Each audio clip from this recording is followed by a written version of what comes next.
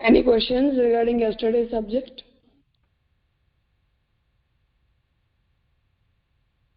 I think someone was asking when I concluded the class. Raja? Yeah. I have one clarify question. Yes. So yesterday we learned about the initiation, and in that we talked about where how it has been mentioned in the Bhasabhavan and Charyasi Vaishnava Vartajis. Like Mahaprabhuji, when we read the Vartajis, we can see that sometimes it is mentioned that Nama Diksha api and sometimes Nam Nivedan Diksha api. So if Nam Diksha means only Saran Diksha, and Nam Nivedan means we should understand that Saran Diksha as well as Brahmasabandha Diksha, correct? Not exactly so. The only thing we can split about these two methods of initiation for our sampradaya is that the sevak who were not able to perform seva, they would have been given only Nama Diksha, Ashtakshar Mantra Diksha, and those who had the capacity of performing seva, they would have been given both the Diksha altogether. But we are not able to find the exact mentioned history for these two methods of initiation, because in many of the cases when Mahaprabhuji said that I know that as you want to be able to perform Bhagavad Seva, I am not providing you this. So it means that he had provided Ashtakshar Mantra but not Brahmasabandha Mantra. So in these exact words we are not able to find this, but it has to be so, because Brahmasabandha Diksha is useless if you are not able to perform Seva. So possibly it is just about the Ashtakshar Mantra Diksha. So Nam Sunayo, this word had to be common about both the Diksha, but we have to just check the lifestyle or the duties which the Sevak followed, and by that we can understand that what Diksha Mahaprabhuji would have given. Okay, Raja, now I understand. The only problem historically is that in exact words we don't find the difference between Nama Diksha and Brahmasabandha Diksha. To say it in which case and to whom Mahaprabhuji gave, first of all Mahaprabhuji gave Sharana Diksha, and after some period Mahaprabhuji gave Brahmasabandha Diksha. We don't find so. And the main reason behind this is that possibly during that period it was not even possible for Mahaprabhuji to reach near the disciple once again in his life, and same for the disciple also. It was not possible for both of them. Means if he could not have waited for having Brahmasabandha Diksha, and when he met he would have got just the Sharana Diksha. As now we are able to reach each other easily, but during that period it was just impossible, next to impossible. A person living in Gujarat can never imagine to reach Adel. It was just impossible. It is in Uttar Pradesh, quite a long distance, so possibly both the Dikshas were given all together, and the person, Mahaprabhuji, felt that he won't be able to perform Seva, he would have been just given Nama Diksha. And in some cases, exceptional cases, like Narahari Sannyasi, when Mahaprabhuji told him that when he asked Narahari Sannyasi that what is my duty, Mahaprabhuji said that go to your place and perform Bhagavad Seva. So he said that I am already a sannyasi and it is just impossible for me to settle down now. I cannot perform Seva. So during that period, Mahaprabhuji had the Maryada Margi temple of Srinathji in Jatipura. So he said that you can stay here if you want. So he said that no, I have the habit of being a sannyasi since these many years, because he had left his home at just the age of 5 or 6 years. So he said that I don't have the habit of staying at one place since these years, so I can't stay here. So please provide me the result of Manasi altogether. So Mahaprabhuji blessed him, and he directly he reached on the stage of the Fal Seva, in which his brain, his mind, everything was totally focused on Bhagavan Shri Krishna and never had any other thought in his mind. So these are some exceptional cases in which it was not necessary for them to perform Tanuvitya Seva. But when Mahaprabhuji explained Narahari Sannyasi, the format of Pushti Sampradaya, the Granth which he taught Narahari Sannyasi is Siddhant Muktavali, in which Mahaprabhuji is starting the Granth by saying that Krishna Seva Sada Karya, perform the Seva of Shri Krishna always. So the thing is that many times because of the situation, the decisions are made. We cannot, because in those conditions they were directly blessed by Mahaprabhuji, and possibly they were not in the sadhana avastha like us, not in the learning period, they were already on the siddha avastha. They just needed the approval from Mahaprabhuji, because the person who can leave his home at the age of 5 or 6 years for attaining Sri Krishna, it means he has an intensified devotion in his heart, otherwise it is not possible. So in such cases we can understand that things were different. So about the 84 Vaishnavas or 252 Vaishnavas, the only thing which we have to understand is that their life happened in the presence of Sri Mahaprabhuji and Gosaiji. Whatever decision they made, it happened in the period of Sri Mahaprabhuji, and they were blessed by Mahaprabhuji. So we can just consider them as exceptional cases in most of the cases, and what about us? Then we must behave according to what the orders of Mahaprabhuji we receive in the Shodas Granth. As Narahari Sannyasi demanded that please provide me Manasi Seva altogether, but can we demand so? Can we ask our Guru to provide us Manasi Seva? Do our Guru have the capacity to do so? Or are we blessed by Mahaprabhuji that much to attain that result? So things are different about us, things were different about them. They had intensified devotion before being disciple of Sri Mahaprabhuji, and for us, in spite of being disciple of Sri Mahaprabhuji since these many years, we are not even able to concentrate on Sri Thakurji even for an hour or 2 hours.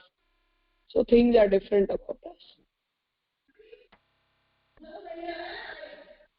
Ji Raja. One more question. So Mahaprabhuji received received a Panchakshar mantra, Brahma mantra from Thakurji.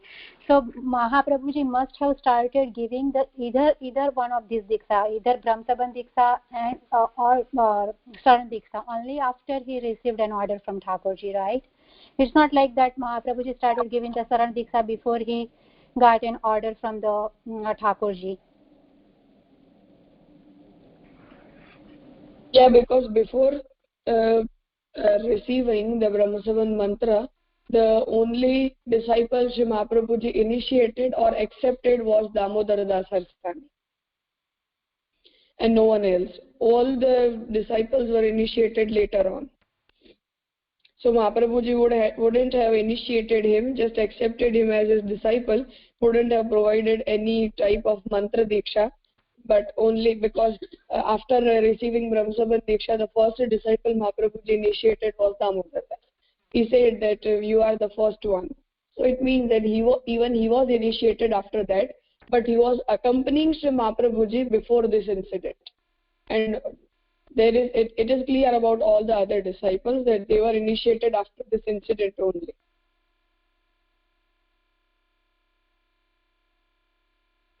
Okay, Raja. And actually, during that, at the time of that incident, Mahaprabhuji was merely 13 or 14 years old, not more than that, possibly even younger, because at the age of 11 years, he attended the Shastra Charcha in Jagannath Puri, and after that he travelled to Gokul, and at Gokul he received the Brahmasavan Diksha. So not more than 13, not more than 14. He was just merely 13, 14 years old at that time.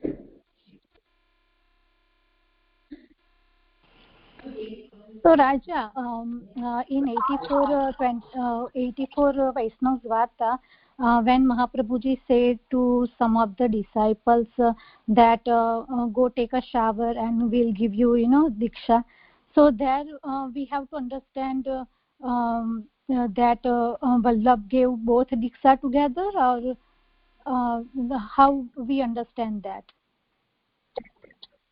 Yeah, possibly both the diksha.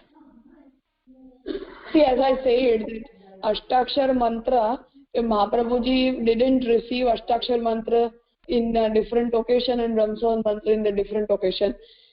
In Brahmasabandha mantra, we chant Ashtakshar mantra for the 3 times first, and after that we start speaking the Gadya mantra.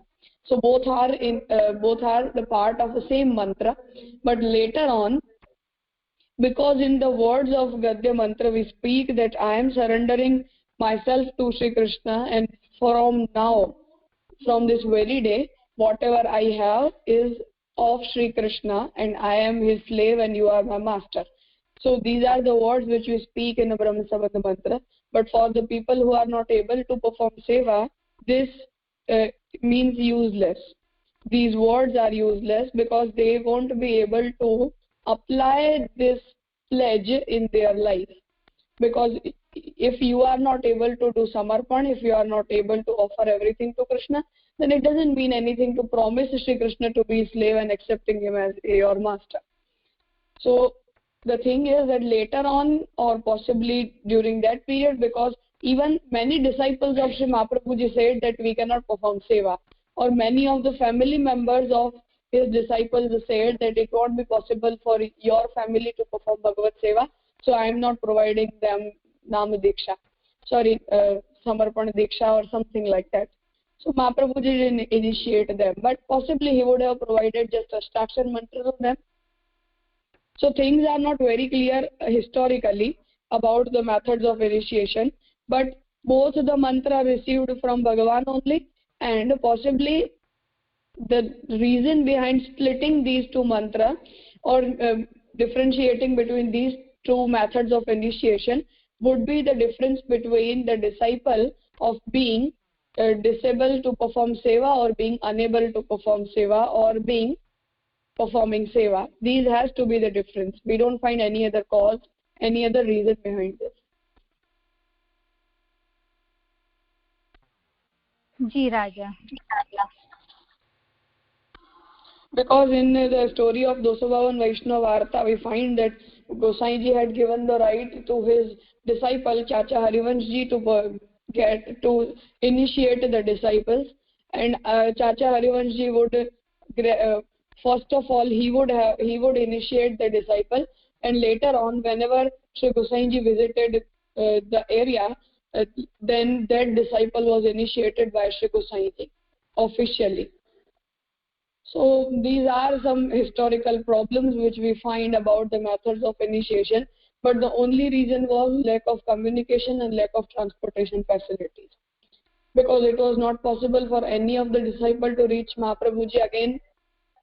So what he would do, if for now I am not able to do seva, but after 2 years I would be able to do seva. So these were some practical problems during that period, and therefore we find all these things not very clear. But for now we have to understand things like this only.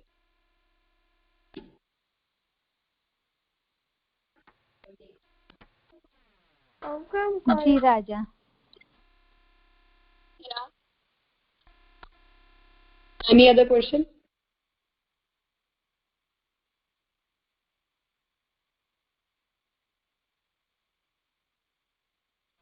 Fine. Start reading it.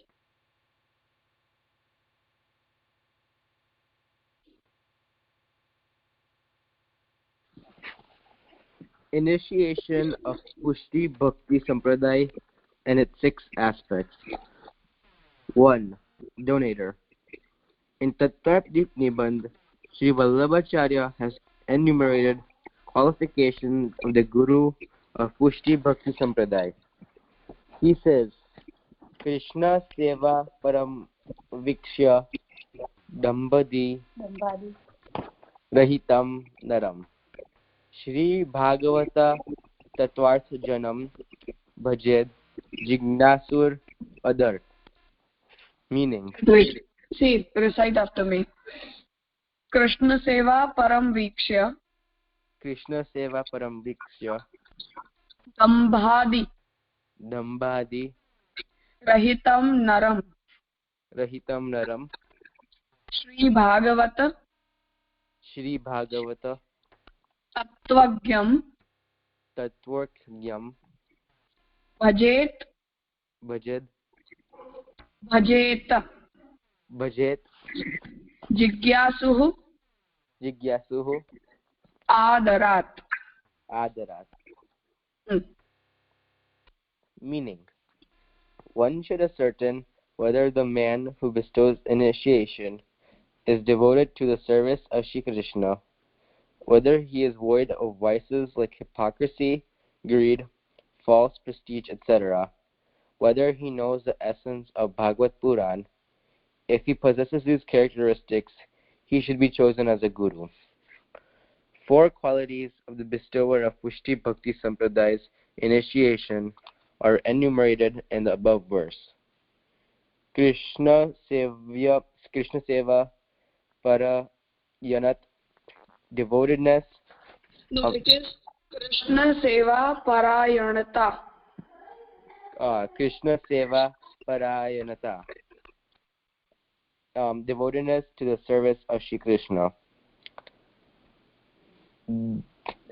Dambhadi Rahit. Dambhadi Rahit, void of hypocrisy. Bhagavad Tattvagya.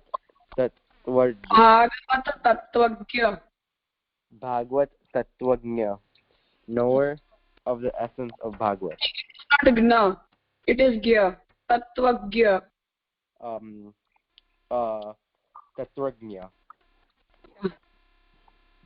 And Naratva. Naratva. Yeah. Naratva, being a man. So to summarize? Yeah. So to summarize this, these are talking about the different qualifications I think a guru should have. So the first one is they have to be devoted to the service of Shri Krishna.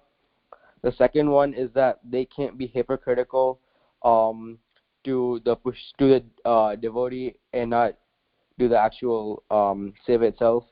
They need to know the essence of Bhagavad, and the guru has to be a man and it can't be a woman.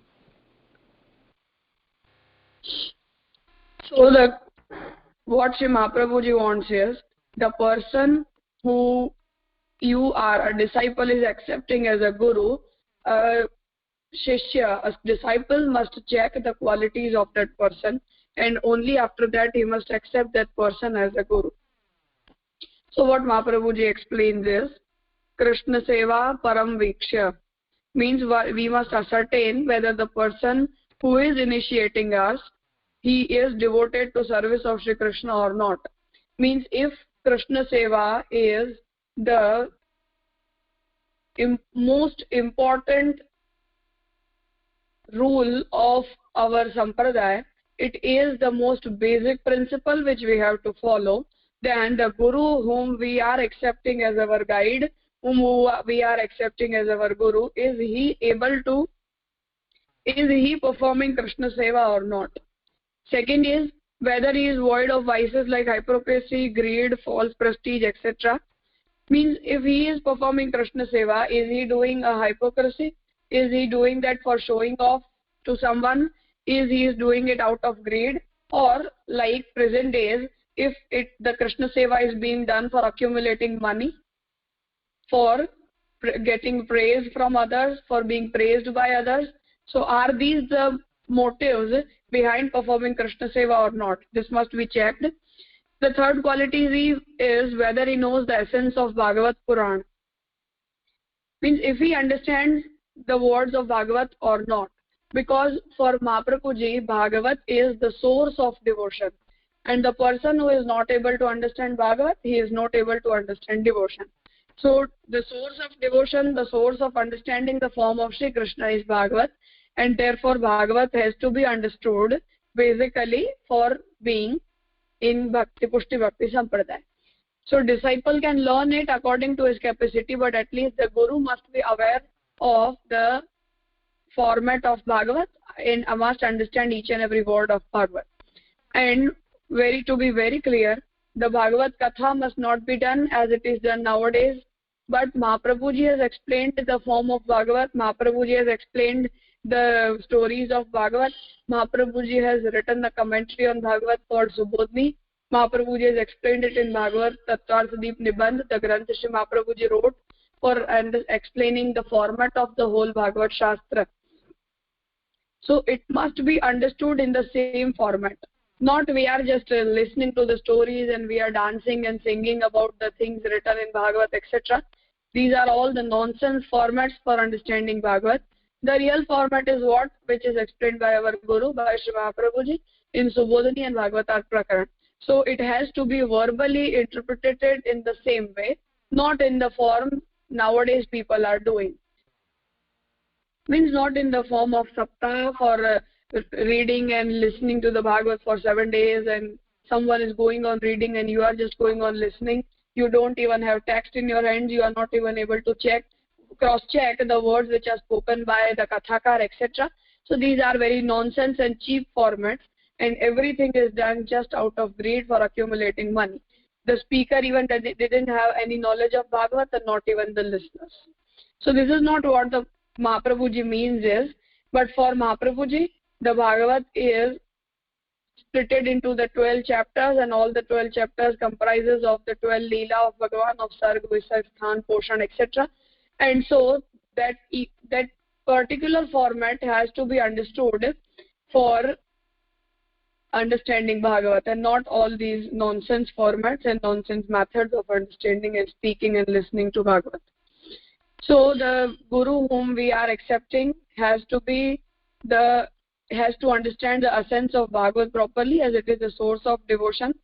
And the last qualification is he has to be a male and descendant of Sri Mahaprabhuji.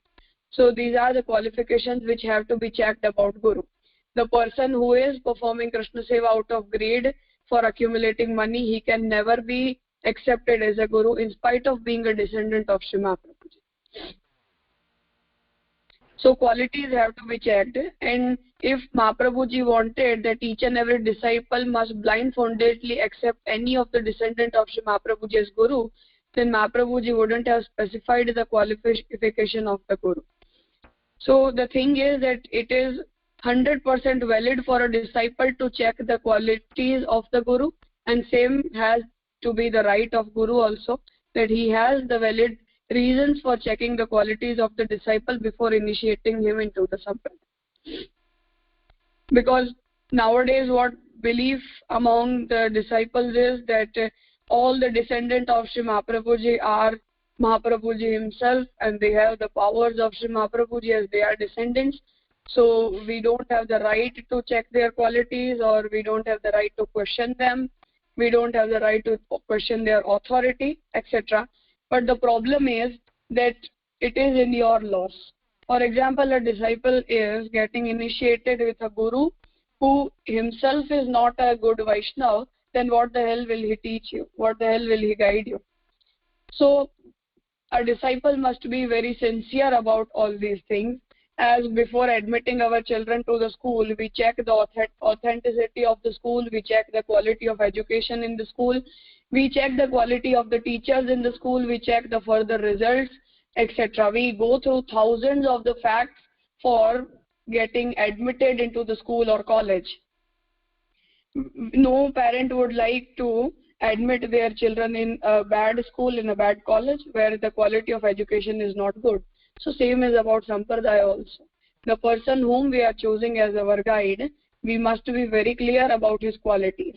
And as Mahaprabhuji is very clear that if you are not able to find a Guru having these qualities, if you are not able to find a Guru or having these good qualities, then no need to have a Guru, no need to get initiated by any of the person. Just accept Sri Mahaprabhuji as your Guru. You are initiated by Mahaprabhuji himself.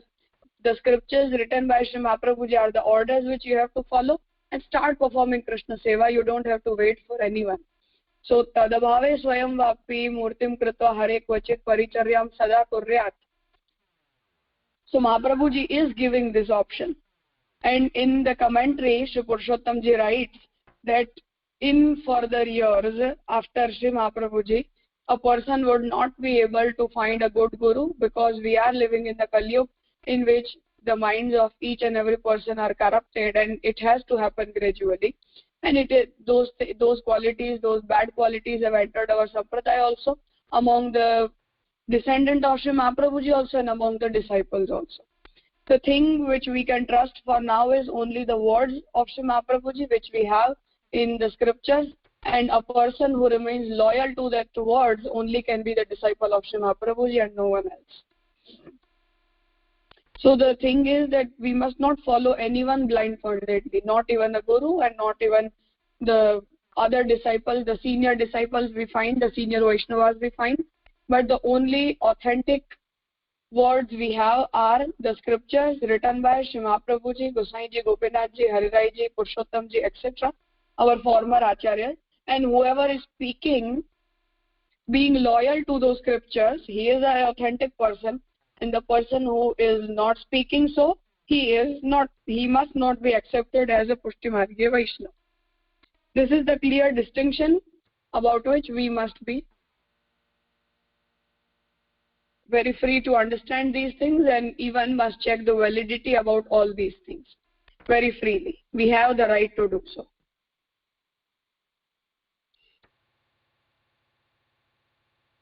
So Purushottamji differentiates that Guru is Sri Mahaprabhuji, and all the other descendants of Sri Mahaprabhuji must be considered as Gurudwar. The door which takes us to the goal. The door is not the goal. Through the door we have to reach, we have to enter the house. So same way, the door must be the medium to reach the house. It must not be our goal. No one stops at the door. No one sits at the door. We enter the place through the door. So same way, all the descendants of Sri Mahaprabhuji are Gurudwar, through which we enter the house of Sri Mahaprabhuji. But if that door is not able to work as a medium to make the disciple reach near Mahaprabhuji, then we don't need that door. We can directly approach Mahaprabhuji.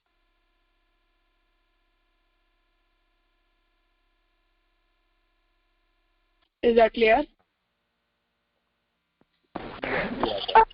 I have a question. Yeah. Why does the guru have to be a man? Actually, this is the method which has been accepted in all the Hindu traditions and cultures, patriarchal hierarchy. So same has to happen here also. The second problem is that the daughters who are born in the family of Sri Mahaprabhuji, they leave the house and they marry in the different houses, and we never know that to the what of their capacity they are able to follow the words of Sri Mahaprabhuji or not. But the male descendants, they stay in the same house, they are in the same family, and they remain the descendant of Sri Mahaprabhuji. So basically the right is given to them and not the daughters and the women of the family. But in the absence of the male, we find that many ladies, many daughters, and even the wives of the male descendants had provided initiation to the disciples, but only in the exceptional cases, not as a rule, not as a format.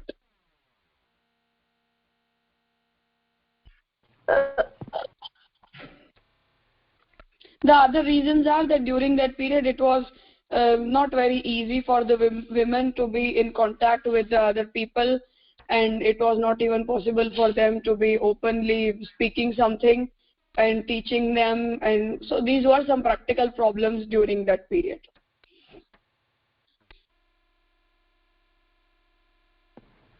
Okay, I understand. Thank you. Yeah. But yeah, we are not that much bound with this rule.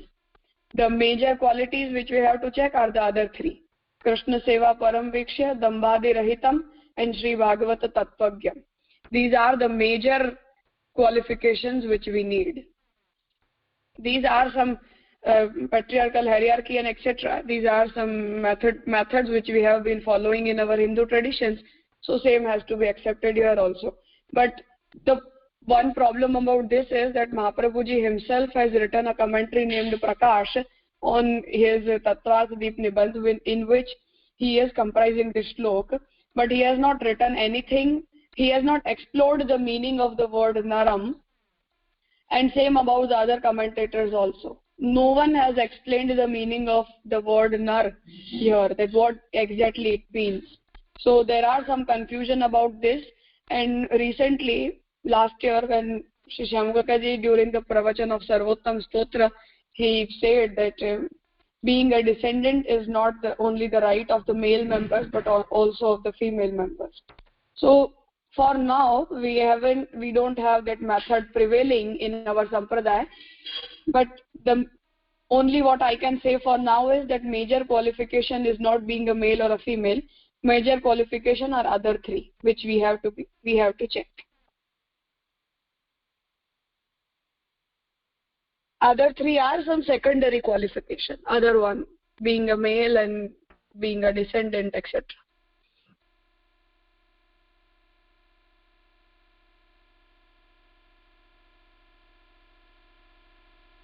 Any other questions?